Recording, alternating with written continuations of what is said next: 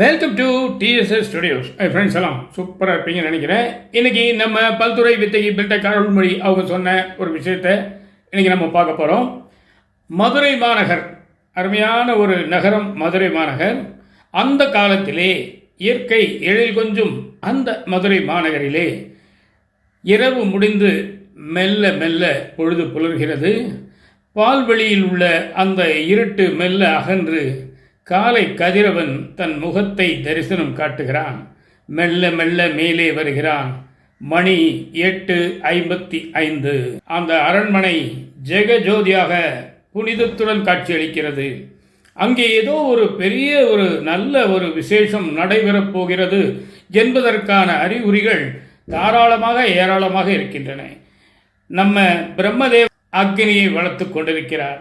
அந்த அக்னி பளபளபளவென்று மின்னுகிறது, தங்கத்தை பிரதிபலிக்கிறது. ஆனால் மணப்பெண்ணான காஞ்சனமாலை மட்டும் கவலை சூழ்ந்த முகத்துடன் காணப்படுகிறாள். ஏன் ஏன் கல்யாண தினத்தன்று என்ன கவலை? கட்டிக்கொள்பவர் இன்னும் வரவில்லை என்ற கவலை இருந்தால் அந்த பெண்ணுக்கு நிச்சயமாக வருத்தம் வராதா? 8:55 வரை மணமகனை காணவில்லை. 9 மணிக்கு திருமணம், இன்னும் 5 நிமிடங்கள் தான் இருக்கிறது. இதுவரை அவர் வந்தபாடில்லை. அந்த காஞ்சன மாலையின் கண்கள் தாரை தாரையாக சோகமான அந்த கண்ணீர் வந்து கொண்டிருக்கிறது. திடீரென்று ஒரு பணியாள் சிப்பந்தி அந்த சேவகன் ஓடி வருகிறான். மூச்சிறைக்க வந்து, மணமகன் வந்து விட்டார், அவர் மாசி வீதியில் வந்து கொண்டிருக்கிறார் அப்படின்னு ஒரு தகவலை சொல்றான்.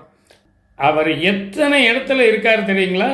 ஒரே மணமகன் பல இடங்களிலும் ஒரே நேரத்தில் வருவதாக மக்கள் சொல்கிறார்கள். மக்கள் என்ன பைத்தியக்காரர்களா அல்லது இவர் என்ன மாயாவியா? ஒன்றும் புரியவில்லை. ஆனால் நடந்து கொண்டிருக்கிறது. இப்பொழுது மணி சரியாக 9. கைலாயத்தில் இருந்து சிவபெருமான் நந்தி புறப்படலாமா?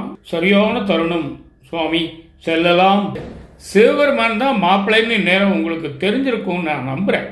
மாப்பிள்ளை அழைப்பு போல பல இடங்களில் காணப்படுகிறார். 9 மணிக்கு கைலாயத்திலிருந்து புறப்படுகிறார்.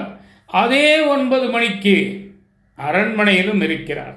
வந்துவிட்டார், மணவரையில் அமர்ந்து விட்டார். பிரம்மதேவர் மந்திரங்கள் போத அமோகமாக திருமணம் நடைபெறுகிறது. ஒரே மனிதன் பல இடங்களில் தோன்ற முடியுமா? எப்படி தோன்றலாம் அப்படின்னு ஒரு சர்ச்சையும் கூடவே வருது. ஆனால் இதை எல்லோரும் கண்ணால் பார்த்திருக்கிறார்கள். மாசி வீதி மட்டுமல்ல, மதுரை மாநகரிலே பல ஏரியாக்களிலே பல தெருக்களிலே இந்த சிவபெருமான் மாப்பிள்ளை அழைப்பு ஊர்வலம் போல வந்ததை பல்வேறு மக்கள் கண்ணார கண்டிருக்கிறார்கள். எனவே அவர்கள் சுலபமாக நம்பிவிடுகிறார்கள். நீங்கள் கடவுள் என்று சொல்லுங்கள், இயற்கை என்று சொல்லுங்கள், ஏதோ ஒன்றை சொல்லுங்கள்.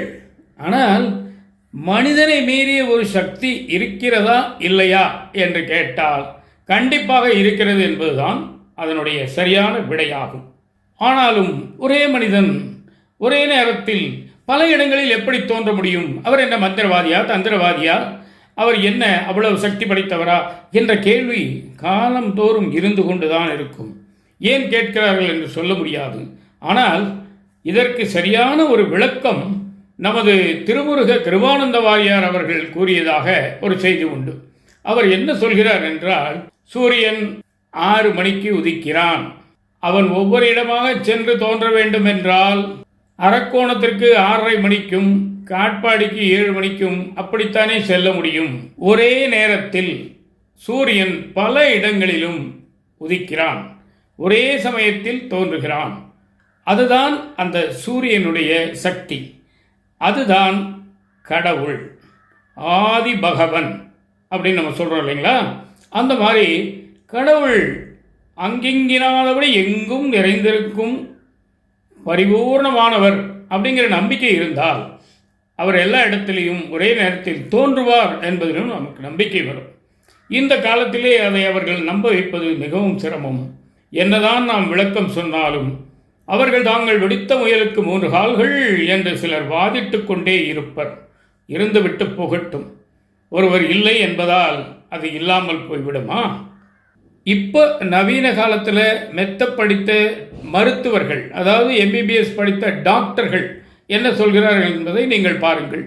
எங்களால் முடிந்த எல்லா விதமான முதலுதவியிலிருந்து மருந்து மாத்திரையிலிருந்து ப்ரொசீஜர் என்று சொல்லக்கூடிய அறுவை சிகிச்சை அது இது எல்லாமே நாங்கள் செய்துவிட்டோம். இதற்கு மேல் பிழைப்பது ஆண்டவன் கையில் இருக்கிறது என்று ஒரு வார்த்தை சொல்கிறார்கள். இதுதான் அந்த காஞ்சன மாலையை சிவபெருமான் கைப்பிடித்த வரலாறும் அவருடைய இருப்பை அவர் உணர்த்திய விதமும். இதை நமது பல்துறை வித்தகி பில்டெக் அருள்மொழி அவர்கள் சொல்ல இன்று நான் உங்களுக்கு சொல்கிறேன்.